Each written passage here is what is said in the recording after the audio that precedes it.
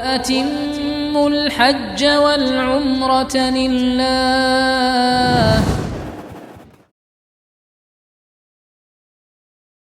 Bismillahirrahmanirrahim. Assalamualaikum warahmatullahi wabarakatuh. Waalaikumsalam warahmatullahi wabarakatuh. Alhamdulillahi rabbil alamin. Alladzi nahmaduhu wa nasta'inuhu wa nastaghfiruh wa na'udzu billahi min shururi anfusina wa min sayyiati a'malina. Man yahdihillahu fala mudilla lahu wa man yudlilhu fala hadiya lahu. Asyhadu an la ilaha illallah wahdahu la syarika lah wa asyhadu anna Muhammadan abduhu wa rasuluhu la nabiyya ba'dah. Allahumma salli ala Muhammadin wa ala alihi wa ashabihi wa man tabi'ahum bi ihsanin ila yaumiddin. Qala Allah tabaraka wa ta'ala fi kitabil karim, a'udzu billahi minasy syaithanir rajim. Ya ayyuhalladzina amanu taqullaha wa qulu qawlan sadida yuslih lakum a'malakum wa yaghfir lakum dhunubakum wa man yuti'illaha wa rasulahu faqad faza fawzan 'azima. Kembali sama-sama kita panjatkan puji dan syukur atas nikmat berupa kesehatan serta kelapangan waktu yang telah diberikan oleh Allah Subhanahu wa taala kepada kita semua, sehingga di sore yang sangat mulia ini kita pun dapat berkumpul kembali dalam rangka mengeratkan silaturahim, sekaligus kita isi dengan kajian keagamaan terkait dengan kebutuhan kita sehari-hari. Kemudian salawat dan salam kita junjung tinggikan tentunya kepada Nabi kita, Nabi besar Muhammad sallallahu alaihi wasallam. Mudah-mudahan kita semua dapat mengikuti sunnah-sunnah beliau, dapat memperoleh syafaat dari beliau kelak di yaumil akhir.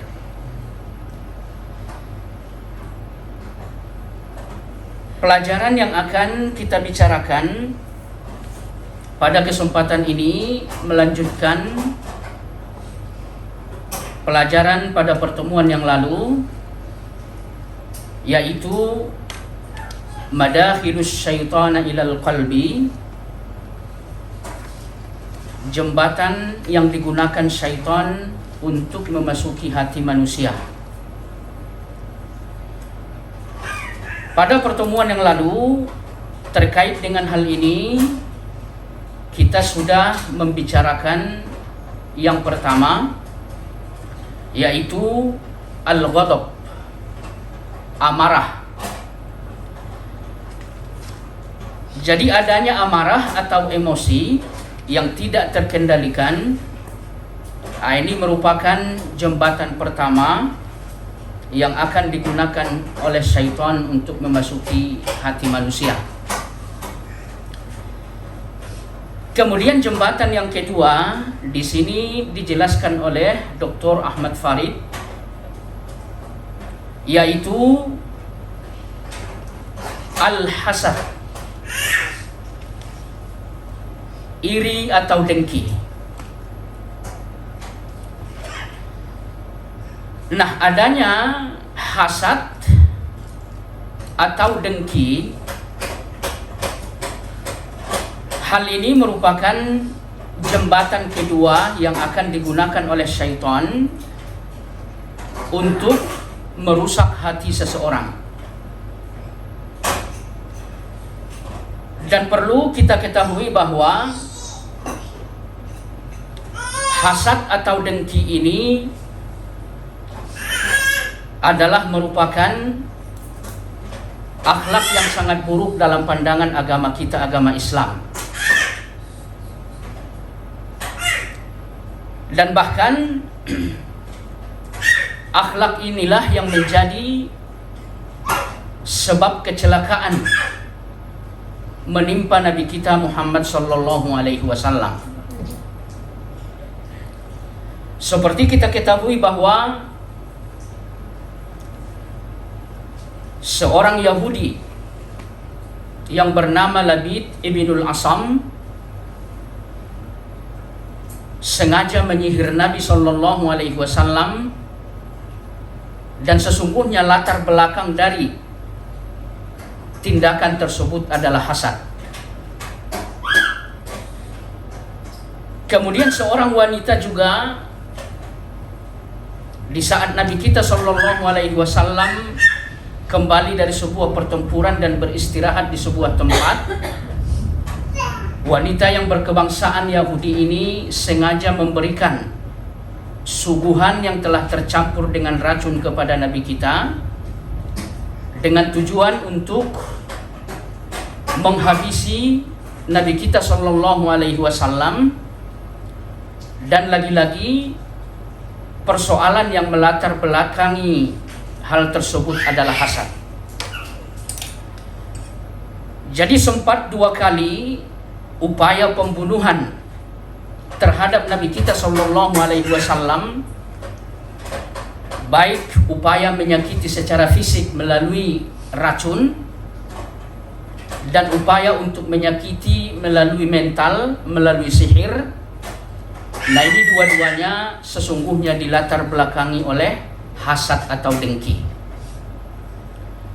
Maka oleh karena itulah Imam Al-Qurtubi mengatakan bahwa hasad ini adalah dosa yang sangat besar, dan hasad inilah dosa yang pertama kali terjadi di langit dan dosa yang pertama kali terjadi di muka bumi. Nah, hasad ini terjadi di langit. Nah, ini seperti kita ketahui saat Allah Subhanahu wa taala menciptakan Adam alaihi salam. Nah, dalam penciptaan tersebut sesungguhnya iblis merasa bahwa ia tersaingi dengan adanya makhluk baru yang bernama Adam alaihi salam. Maka oleh karena itu ia pun hasad kepada Adam, dan bahkan ia pun berhasil menggoda Adam sehingga Adam pun bersama istrinya keluar dari kenikmatan yang sangat besar, yaitu surga. Jadi Imam Al-Qurtubi mengatakan inilah dosa pertama kali terjadi di langit, yaitu hasad dari iblis kepada Nabi Adam alaihi salam. Kemudian dosa yang pertama kali terjadi di muka bumi ini juga adalah hasad antara Qabil terhadap Habil. Artinya di dalam Al-Quran dijelaskan bahwa mereka berdua diperintahkan oleh Allah untuk berkurban, dan barang siapa yang kurbannya diterima oleh Allah, maka ia yang paling berhak untuk mendapatkan nikmat istri yang notabene-nya lebih baik dibanding yang lain. Nah, ternyata kurban dari salah satu mereka, yaitu Habil, diterima oleh Allah, dan ini sebuah pertanda akan kebaikan yang akan didapatkan oleh Habil. Maka oleh karena itu Qabil pun dikuasai oleh nafsunya, lalu kemudian ia pun membulatkan tekad untuk membunuh saudaranya. Kemudian pembunuhan itu pun terjadi, dan ini adalah maksiat yang kedua. Dan sesungguhnya maksiat yang pertama di sini adalah rasa hasad atau dengki. Kemudian selanjutnya yang perlu kita ketahui terkait dengan hasad ini, seperti dikatakan oleh Imam Al-Ghazali, setidaknya ada 7 yang menjadi sebab sehingga seseorang hasad terhadap orang lain. Nah, beberapa hal dari ke-7 sebab itu antara lain adalah al-kibru wal ajab, adanya rasa sombong dan rasa ujub terhadap diri sendiri. Nah, apabila seseorang memiliki rasa sombong dan merasa memiliki kehebatan tersendiri, nah orang-orang seperti ini sangat berpeluang untuk memiliki hati yang hasad, hati yang dengki. Dan hal inilah yang melatar belakangi hasad dari iblis terjadi kepada Adam. Karena iblis seperti dinyatakan di dalam Al-Quran merasa bahwa ia memiliki keutamaan karena ia diciptakan dari bara api, sementara Adam alaihissalam diciptakan dari unsur tanah. Nah, dengan adanya unsur penciptaan, menurut iblis penciptaan dari api adalah yang paling mulia. Lalu di saat Allah Subhanahu wa taala memberikan apresiasi terhadap Adam alaihissalam, nah ini iblis ini merasa Adam itu nggak pantas. Jadi yang pantas ya siapa yang paling mulia, itu yang lebih pantas untuk mendapatkan apresiasi. Jadi disebabkan karena ia ujub terhadap dirinya, lalu ia tidak mendapatkan apresiasi dari Allah Subhanahu wa taala, maka inilah sebab sehingga iblis betul-betul dengki kepada Adam alaihissalam.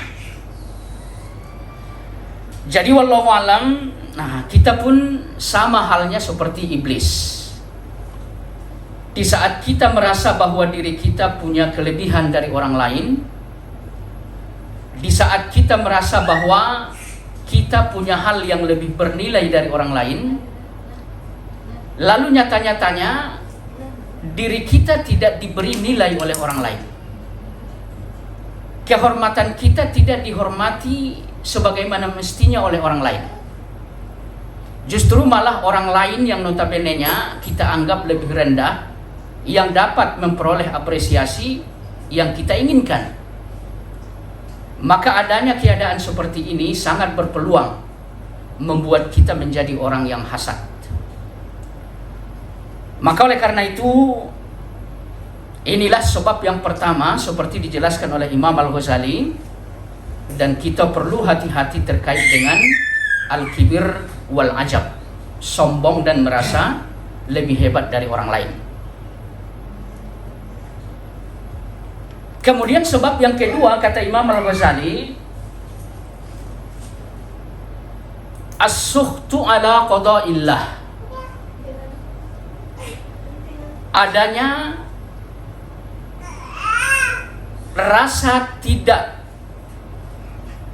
beriman terhadap takdir dan ketetapan Allah Subhanahu wa taala.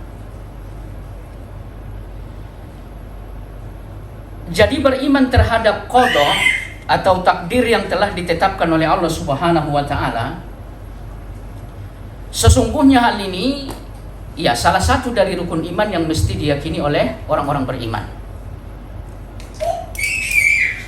Dan adanya hal ini sebagai rukun iman sebetulnya agar supaya orang-orang beriman itu dapat mencapai ketenangan. Karena seperti yang kita pahami bahwa Islam untuk umatnya membawa kedamaian. Islam untuk umatnya membawa ketenteraman. Baik ia terkait dengan ketenteraman jiwa maupun ketenteraman diri. Jadi wallahu alam, di saat kita diwajibkan oleh Allah untuk beriman kepada takdir, ternyata ini akan mensuplai ketenangan bagi jiwa kita, Pak. Saat kita mendapatkan ketentuan takdir sebagaimanapun adanya, nah kita tuh akan merasa lega karena kita beriman kepada takdir. Dan bahkan kita percaya bahwa apapun yang terjadi dari lembaran-lembaran takdir itu sesungguhnya telah direncanakan oleh Allah 50.000 tahun sebelum langit dan bumi diciptakan. Kemudian hal itu juga direvisi oleh Allah ketika kita berada di dalam rahim. Kemudian setiap tahunnya juga terkait dengan takdir tersebut selalu ditinjau ulang oleh Allah. Termasuk ketika Lailatul Qadar. Nah, ini Allah meninjau ulang bagaimana takdir seseorang. Dan bahkan sampai mingguan Allah selalu melakukan revisi dan tinjauan ulang terhadap takdir. Jadi kalau memang kita percaya dengan upaya Allah Subhanahu wa taala dalam meninjau takdir kita dan Allah menghendaki sesuatu yang terbaik bagi kita, lalu takdir menimpa kita, insya Allah kita akan legowo dengan takdir tersebut. Nah, akan tetapi kalau misalkan keimanan kita terhadap takdir bermasalah, artinya sesuatu yang ditimpakan oleh Allah kepada kita, baik kebaikan atau keburukan, nah ini nggak akan bisa kita terima dengan hati yang lapang, dengan jiwa yang besar. Bahkan orang-orang yang tidak memiliki keimanan yang baik terhadap takdir, mereka akan memiliki penyakit jiwa yang akan menggerogoti kesehatan mereka, yaitu hasad. Jadi wallahu alam, hasad ini adalah penyakit yang sangat luar biasa, Bang. Ya. Jadi kalau seseorang hasad, biarpun makannya banyak, nggak bisa gemuk. Biarpun ruang tidurnya nyaman, nggak bisa pulas. Orang yang dihasati lewat, dia ngegerutu sendiri gitu ya. Jadi nggak ada ketenangan. Maka oleh karena itu, sebab yang kedua sehingga hasad itu terjadi, kata Imam Al-Ghazali, di saat keimanan kita terhadap takdir bermasalah. Kemudian selanjutnya yang ketiga, sebab dari hasad itu adalah al-adawatu wal baghdha. Adanya sikap permusuhan dan sikap membenci. Seperti kita ketahui bahwa adanya sikap membenci dan bahkan lebih dari itu, yaitu permusuhan. Ini merupakan bagian dari kedirian manusia. Akan tetapi di saat kebencian serta permusuhan itu melebihi batas, maka kelebihan itu adalah syahwat. Dan kemarin kita sudah sampaikan di sini bahwa orang-orang beriman ya tidak dibenarkan oleh Nabi kita melakukan permusuhan atau membenci seseorang melebihi dari 3 hari. Dan kalau misalkan hal ini diabaikan, nah hal ini salah satu ciri-ciri yang menempel pada diri orang-orang munafik. Jadi kata Allah Subhanahu wa taala di dalam Al-Qur'an, orang-orang munafik itu apabila bermusuhan, nah ini permusuhannya itu sangat tajam. Wallahu alam. Nah ini nih, kalau misalkan permusuhan ini nggak bisa dikendalikan, rasa benci itu tidak bisa dibatasi, nah ini sangat berpeluang untuk menjadikan seseorang hasad atau iri. Jadi wallahu alam, ini 3 hal dari sebab inti sehingga seseorang bisa jatuh ke dalam penyakit hati yang bernama hasad. Maka oleh karena itu kita mesti menjaga diri dari ketiga hal ini. Tentunya tidak ada tujuan lain dari agama ini memberikan tanda-tanda, memberikan penjelasan terkait dengan sebab-sebab hasad itu, melainkan untuk supaya bisa kita hindari dan agar supaya kita dapat mencapai ketenangan dalam hidup ini. Kemudian selanjutnya di sini Imam Al-Ghazali juga menyebutkan setidaknya ada 3 upaya untuk menghilangkan hasad dari hati kita. Yang pertama adalah kebalikan dari sebab yang tadi kita sampaikan, yaitu senantiasa menyempurnakan iman terhadap takdir. Jadi senantiasa menyempurnakan iman terhadap takdir. Nah, ini adalah obat untuk dapat menghilangkan penyakit hasad tersebut. Jadi seperti yang kita jelaskan tadi, apabila seseorang betul-betul beriman kepada takdir, maka ia akan ridho terhadap takdir tersebut.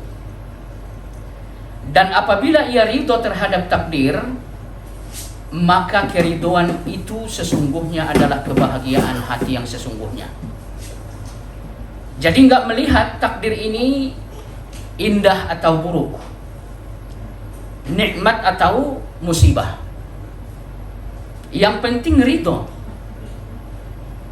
Kalaupun misalkan hal itu buruk, jika di dalam hati kita betul-betul menerima dengan ridho, keburukan itu akan menjadi hiburan bagi hati kita. Jadi wallahu a'lam, sikap ridho ini adalah puncak dari segala kebaikan-kebaikan kepada Allah Subhanahu wa taala. Kita ridho terhadap takdir yang diputuskan oleh Allah terhadap diri kita. Kita ridho terhadap Allah sebagai Tuhan kita. Kita ridho terhadap Islam sebagai agama kita, terhadap Nabi sebagai Rasul yang dikirim oleh Allah untuk kita. Ini adalah puncak kebahagiaan. Maka wallahu a'lam, menyempurnakan iman terkait dengan takdir, sesungguhnya hal inilah yang akan dapat menjaga kita dari gundah, dari hati yang kacau, dari hati yang memiliki keinginan untuk melakukan kejahatan terhadap orang lain. Kemudian yang kedua, upaya untuk menghilangkan hasad dari hati kita, yaitu ja'lul akhirati akbarul himmah. Kita harus bisa menjadikan akhirat itu sebagai tujuan utama hidup kita. Jadi kalau misalkan kita bisa menjadikan akhirat tujuan utama dari apapun aktivitas kita dari kehidupan ini, insya Allah nggak akan ada hasad.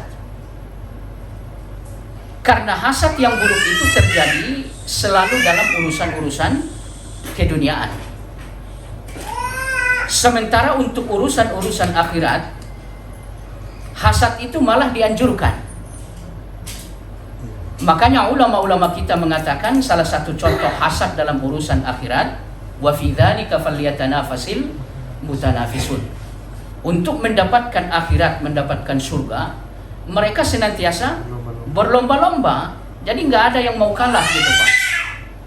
Ya fakta, contoh untuk hal ini antara Abu Bakar dengan Umar. Nah ini selalu, Umar ibn Khattab itu selalu berusaha untuk mengalahkan Abu Bakar. Mulai dari kecintaan kepada Nabi SAW. Jadi Umar berusaha lebih mencintai Nabi dalam rangka mengalahkan Abu Bakar. Akan tetapi ketika Umar ditanya oleh Nabi terkait dengan cintanya kepada Nabi, ya engkau aku cintai, tapi tidak melebihi dari cintaku kepada diriku. Ini yang dikatakan oleh Umar radhiyallahu an. Adapun Abu Bakar, sesungguhnya nggak ada cinta yang lain melebihi dari cinta kepada Nabi SAW. Bahkan kita ketahui Abu Bakar bagaimana beliau membela Nabi SAW. Saat Aisyah putri beliau, istri Nabi, dituduh oleh orang-orang munafik, Safwan bin Mu'attil misalkan, melakukan perselingkuhan, ya, Abdullah bin Ubay menuduh Aisyah istri Nabi putri Abu Bakar berselingkuh dengan Safwan bin Mu'attil. Nah ini rumah Nabi itu sampai goncang, ya. Dan Nabi SAW pun ya diam-diaman sama istrinya Aisyah. Karena Nabi ya terbawa sama fitnah yang dihembuskan oleh orang-orang munafik tersebut. Dan bahkan disebabkan karena dahsyatnya fitnah tersebut, ya Aisyah jatuh sakit. Nah, Nabi pun biasanya kalau Aisyah sakit nggak cukup hanya sekedar kata-kata yang sifatnya memanjakan, Pak. Bahkan perbuatan, tindakan Nabi itu luar biasa untuk melayani Aisyah. Nah, ini kata Aisyah, gara-gara fitnah hadithul ifki, pada saat ia sakit Nabi hanya mengatakan atau menanyakan bagaimana keadaan, itu aja. Nggak ada tindakan yang aktif. Nabi sangat fasih terhadap Aisyah. Nah, ini nih perselisihan terjadi antara Nabi kita dengan istrinya Aisyah disebabkan karena pihak ketiga adanya hadithul ifki. Nah, ini Abu Bakar didatangi oleh Aisyah karena Aisyah minta kepada Nabi untuk pulang ke rumahnya, ke rumah ayahnya barang sebentar untuk menenangkan jiwa. Nah, sampai di rumah Abu Bakar, Aisyah mengharapkan pembelaan dari keluarganya, dari orang tuanya Abu Bakar. Ternyata nggak ada pembelaan. Pembelaan diberikan oleh Abu Bakar semata-mata untuk Nabi. Bahkan kita tahu Aisyah ini adalah putri yang paling disayangi oleh beliau. Ternyata saat putri yang paling disayang bermasalah dengan Nabi, yang dibela oleh Abu Bakar adalah Nabi Shallallahu Alaihi Wasallam. Jadi banyak hal di mana Abu Bakar serta Umar bersaing untuk mendapatkan surga. Bahkan pada akhirnya Umar pun mengakui bahwa ia tidak bisa mengalahkan Abu Bakar radhiyallahu anhu. Jadi wallahu alam, apabila kita menjadikan akhirat sebagai tujuan utama hidup kita, ya sesungguhnya nggak ada hasad dalam urusan akhirat.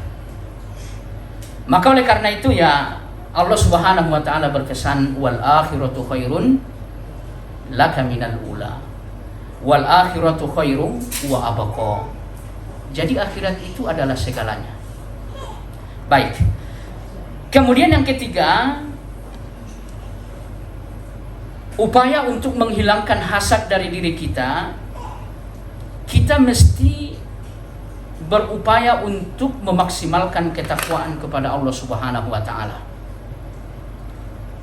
Dan perlu kita ketahui bahwa takwa itu adalah menjalankan perintah-perintah Allah, kemudian meninggalkan larangan-larangan Allah. Nah, dua hal inilah yang akan dapat mensucikan jiwa manusia. Jadi jiwa manusia itu akan bersih apabila ia taat terhadap perintah Allah. Jiwa manusia itu akan terjaga dari penyakit-penyakit apabila ia bisa menjaga diri dari maksiat kepada Allah Subhanahu wa taala. Jadi kalau misalkan jiwa kita bersih, ya insya Allah nggak akan ada hasad. Wallahu alam. Ini beberapa hal yang bisa kita upayakan untuk menjaga diri dari hasad. Kemudian di dalam Al-Quran Allah Subhanahu wa taala berfirman, qul a'udzu birabbil falaq. Ini yang terakhir ya. Kita mesti berlindung kepada Allah. Minta bantuan kepada Allah agar dapat terjaga dari hati yang hasad atau menjadi tujuan hasad orang lain. Jadi di sini kandungan ayat ini sebetulnya dua-duanya. Menjaga diri kita dari hasad dan menjaga diri kita dari perbuatan hasad orang lain. Makanya di surat Al-Falaq Allah mengatakan, wa min syarri hasidin idza hasada. Jadi ini yang terakhir yang bisa kita lakukan untuk menghilangkan rasa hasad tersebut. Senantiasa bergantung kepada Allah, minta bantu kepada Allah, bertawakal kepada Allah.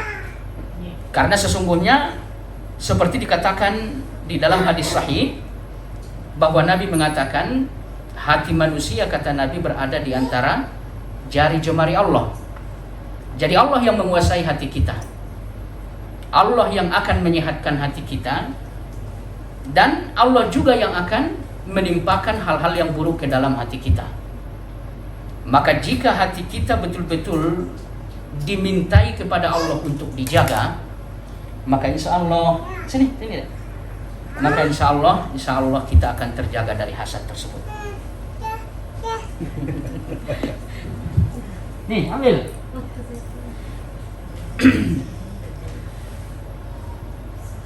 Kemudian selanjutnya, kalau misalkan hasad ini nggak bisa kita hilangkan dengan cara-cara yang tadi disampaikan, ya Nabi kita mengancam akan ada bahaya besar.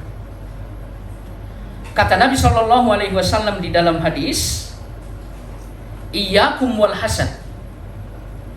Kalian harus betul-betul berhati-hati terhadap hasad. Fa innal hasad ya'kulul hasanat kama ta'kulun narul hatab. Karena sesungguhnya hasad itu akan memangsa, memakan, membakar kebaikan layaknya kobaran api membakar kayu bakar. Jadi ini bahayanya kalau misalkan hasad ini nggak segera ditindak, akan merusak, akan menghilangkan pahala dari kebaikan-kebaikan yang selama ini kita lakukan. Jadi wallahu a'lam, akibat dari hasad ini agak mirip dengan kesyirikan. Jadi syirik menjadi dosa yang sangat besar sehingga ia tidak diampuni oleh Allah. Ya, kesamaannya dengan hasad ini. Syirik itu juga menghabisi kebaikan-kebaikan yang pernah kita lakukan. Jadi wallahu a'lam, kalau sampai hal ini terjadi maka kitalah orang yang sangat merugi. Kitalah orang yang akan memperoleh capeknya aja, seperti dikatakan oleh Allah di dalam Al-Quran surat Al-Ghashiyah. Baik, maghrib jam berapa?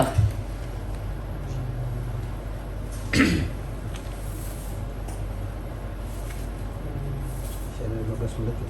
15 menit Pak.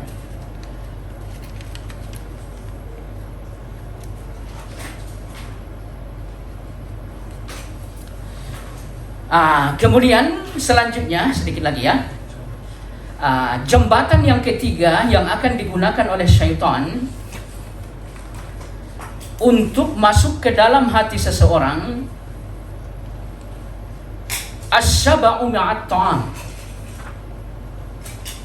mengisi perut dengan makanan yang berlebihan. Jadi berlebihan ketika mengkonsumsi makanan dan minuman, ini ternyata tidak hanya berbahaya untuk kesehatan fisik. Hal ini juga ternyata merupakan jembatan syaitan untuk masuk ke dalam hati seseorang. Kenapa demikian? Karena perut manusia itu ya tergantung bagaimana keadaan makanan yang masuk. Artinya kalau makanan masuk sedikit, maka perut itu akan mengecil. Tapi kalau makanan biasa diisi dengan jumlah yang banyak, maka perut itu juga akan membesar. Jadi wallahu a'lam, perut itu dianalogikan oleh Ahmad Farid sama seperti balon. Artinya kalau udara yang kita tiupkan ke balon hanya sedikit aja, ya balon itu akan kecil aja. Tapi kalau udara kita masukkan ke dalam balon dengan jumlah yang banyak, maka balon pun akan membesar. Jadi kalau misalkan kita mengkonsumsi makanan dengan jumlah yang berlebihan atau minuman dengan jumlah yang berlebihan, nah ini akan membuat syahwat kita itu makin besar. Nah ini nih, di saat syahwat kita makin besar, nah inilah kesempatan yang dimanfaatkan oleh syaitan untuk masuk ke dalam hati tersebut. Jadi salah satu efek buruk dari makan dengan jumlah yang berlebihan, hal ini membuat syahwat kita itu makin berkembang dan makin berkembang. Ya contoh misalkan makanan bagi orang yang suka makan-makan itu selalu nyari menu-menu yang gimana gitu Pak. Jadi nggak cukup hanya itu aja berulang-ulang gitu loh. Besok apa, besok yang lain, besok kemana, ini belum. Itu kalau misalkan orang suka mengkonsumsi makanan dengan jumlah yang berlebihan. Nah ini nih, syahwat itu berkembang. Nah ini yang digunakan oleh syaitan sebagai jembatan untuk masuk ke dalam hati seseorang. Makanya di dalam Al-Quran Allah Subhanahu wa Ta'ala mengatakan ya, makan dengan porsi yang berlebihan itu sebetulnya salah satu istidraj yang diberikan oleh Allah Subhanahu wa Ta'ala terhadap orang-orang kafir.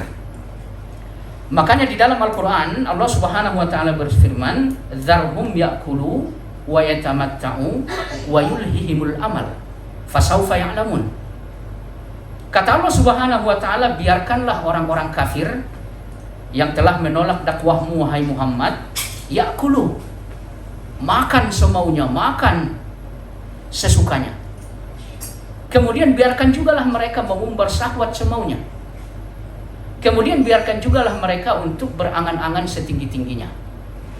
Nah itu pembiaran dari Allah Subhanahu wa Ta'ala, itu istidraj dari Allah. Fasaufa ya'lamun, kata Allah, nanti di akhirat mereka akan tahu akibat dari perbuatan mereka. Jadi wallahu a'lam, bicara soal makanan dengan jumlah yang berlebihan, nah ini di dalam Al-Quran selalu dikonotasikan dengan hal-hal yang buruk. Maka oleh karena itu, salah satu keburukan dari hal itu adalah dijadikan oleh syaitan sebagai jembatan untuk masuk ke dalam hati manusia. Wallahu a'lam. Sampai di sini, mudah-mudahan bermanfaat. Sebelum kita tutup, barangkali ada yang kurang jelas, silahkan ditanyakan.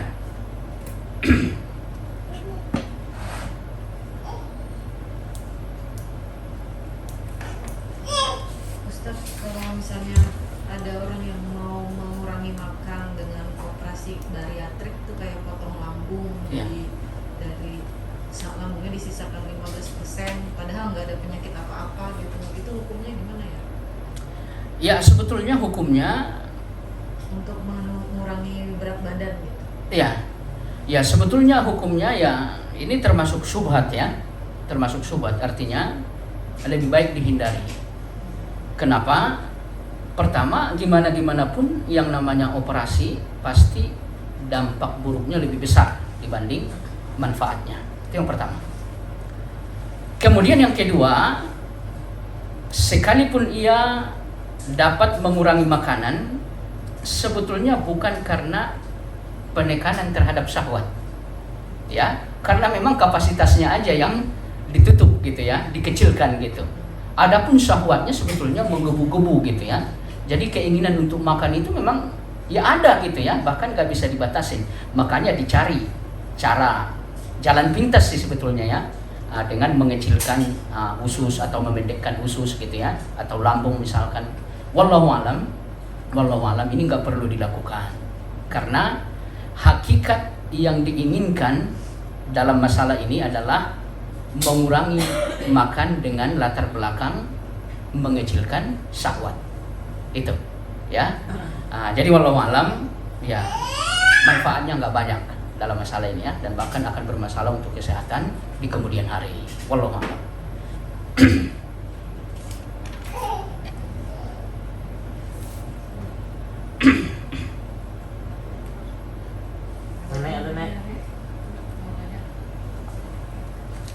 Hasad nek, nek, tanya nek. Oh iya, kalau untuk yang menghindari hasad kan, hasad tuh bisa menyebabkan ain ya. Iya. Nah kan dari beberapa riwayat, maksudnya dari beberapa ceramah waktu itu kita dengarkan kalau harus mengucap Masya Allah Tabarakallah atau Allahumma barik alaih gitu. Iya. Itu yang dua-duanya sahih apa Iya, mana iya. yang betul? Sebetulnya kalau lafaz yang mutlak sebetulnya tidak ada ya. Intinya kita kembalikan atau kita sandarkan kepada Allah Subhanahu wa Ta'ala terkait dengan kebaikan atau kelebihan yang kita rasakan atau kita saksikan. Jadi walau alam, di sini persoalan akidah sangat-sangat mendominasi ya. Artinya kita melihat sesuatu yang istimewa, kita harus sadarkan kepada Allah gitu ya. Nah ini muatan akidahnya sangat luar biasa ya. Nah, jadi kalau misalkan kita nggak bersandar kepada Allah, disinilah cenderung akan terjadi ain. Nah, ya contoh misalkan barang-barang, kita kagum sama barang ini, ya kita nggak bersandar kepada Allah gitu ya. Nah ini barang ini bisa terkena ain, dan bahkan tidak hanya sebatas barang ya, seperti dikatakan oleh Ibnu Sirin, tumbuh-tumbuhan aja. Kalau misalkan kita lihat kagum gitu ya, buahnya bagus gitu, kalau nggak langsung bersandar kepada Allah, bisa-bisa tumbuhan itu kena ain, bisa mati itu tumbuhan. Nah ya, jadi wallahu alam di sini bersandar kepada Allah, nggak mesti dengan kalimat tertentu ya, wallahu alam. Tapi sebagian ustadz banyaknya kan yang bilangnya mengucapkan masya Allah tabarakallah. Ya. Kalau yang Ustadz Khalid Basalam waktu itu saya bilang, dia bilang ini Allah mau barik alaih itu membentengi dari, maksudnya itu lafaz itu Ya, Sama aja. sama aja sebetulnya itu. Allah mubarik alaih sama tabarakallah itu sama aja. Sama aja. Ya, hanya saja kalau tabarakallah ini bentuk kalimatnya superlatif gitu loh, superlatif itu aja. Jadi wallahu alam sama aja gitu ya. Allah mubarik alaih atau tabarakallah itu sama aja gitu. Makanya wallahu alam pendapat yang paling kuat tidak ada yang mutlak. Intinya kita bersandar kepada Allah, minta keberkahan. Insya Allah dengan lafaz apapun udah mewakili. Insya Allah.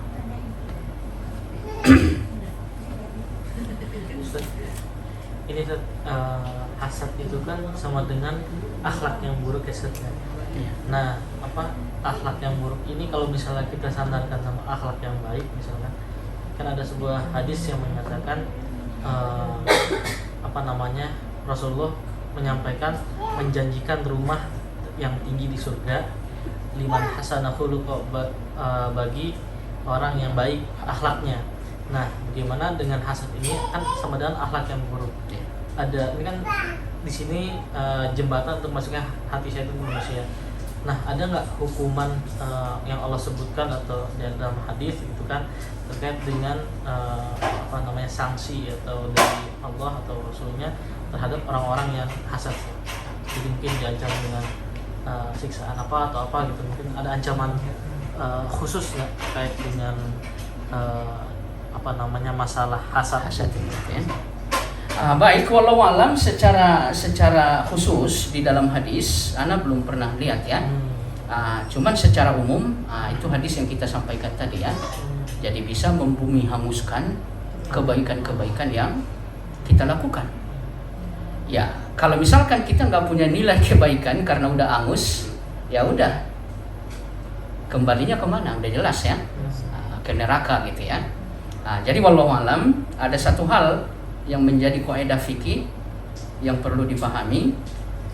Ulama-ulama kita mengatakan al-ibhamu lit-ta'zim. Jadi tidak disebutkan ganjaran kebaikan atau ganjaran keburukan secara khusus, itu menunjukkan keluarbiasaan. Jadi di dalam hadis mungkin secara khusus kita tidak menemukan terkait dengan sanksi hasad. Nah ini global ya, al-ibham lit-ta'zim. Contoh lain misalkan kebaikan itu lebih utama malah ya, sesuatu yang tidak dirinci oleh Nabi dibanding yang umum ya. Jadi yang umum itu lebih utama. Contoh misalkan 2 rakaat sebelum subuh, kata Nabi lebih baik dari dunia dan isinya. Nah itu dirinci oleh Nabi dengan angka tertentu. Lalu bagaimana dengan subuhnya gitu ya? Padahal waktunya sama, jumlah rakaatnya juga sama, nggak ada bedanya gitu ya, hanya persoalan hukum aja gitu. Nah subuh Nabi tidak merinci bagaimana fadilahnya. Nah ulama-ulama kita mengatakan al-ibham, ini kaidah fikih ya, al-ibhamu lit-ta'zim. Jadi penyebutan global itu menunjukkan keluarbiasaan. Wallahu a'lam, kaidah ini mungkin insya Allah berlaku untuk hal ini. Baik. Satu lagi Ustaz. Iya Pak. Tadi terkait dengan mengisi perut dengan makan yang berlebihan. Ini kan ada fenomena sekarang orang katakanlah orang yang diabetes itu sebetulnya dia punya nafsu atau syahwat untuk makan tuh banyak. Iya. Tapi dia membatasi diri bukan karena tadi ya. Syahwat tadi ya. Nah, artinya kan sebetulnya dia lebih kepada menjaga kesehatan gitu ya. Nah, berarti ini masalah niatnya harus diperbaiki ya. Iya. Iya, Kalau Pak. saya kan memang saya nggak bisa lagi makan banyak, bukan Iya. karena saya ingin tadi ya, karena belum tahu barangkali ya bahwa mengisi perut itu merupakan yang berlebihan itu merupakan jembatan masuknya setan ke Iya. di dalam hati kita gitu. Tapi lebih kepada bahwa mengurangi makan itu untuk supaya gula darah saya nggak naik. Nggak naik. Seperti itu ya. Ah. Tidak ada apa ya? Iya, jadi sebetulnya Nabi mengatakan Pak ya, ajaban li amril mu'min. Urusan-urusan orang beriman itu ya aneh gitu loh. Nah ini salah satu keanehan di sini Pak. Kadang kita melakukan sesuatu, sebetulnya ini kebutuhan diri kita untuk dunia kita gitu ya. Tapi saat kita niatkan aja gitu untuk mencari ridho Allah, berubah menjadi sumber pahala gitu Pak. Nah ini ajaban li amril mu'min. Jadi niatnya aja yang mesti dikelola dengan baik sehingga tertuju untuk Allah Subhanahu wa Saya taala. jadi tahu nih bahwa Jadi kelebihan itu sama dengan yang ditanyakan sama Mbak tadi gitu ya. Jadi orang operasi perut ya sebetulnya untuk dietnya gitu loh, bukan untuk menahan syahwatnya gitu ya. Jadi udah nggak bisa nahan syahwat sebetulnya, makanya dipotong gitu ya, atau dijahit lah, dikecilin gitu ya. Jadi wallahu alam. Nah, kembali ke niatnya Pak. Ini urusan orang beriman seperti itu.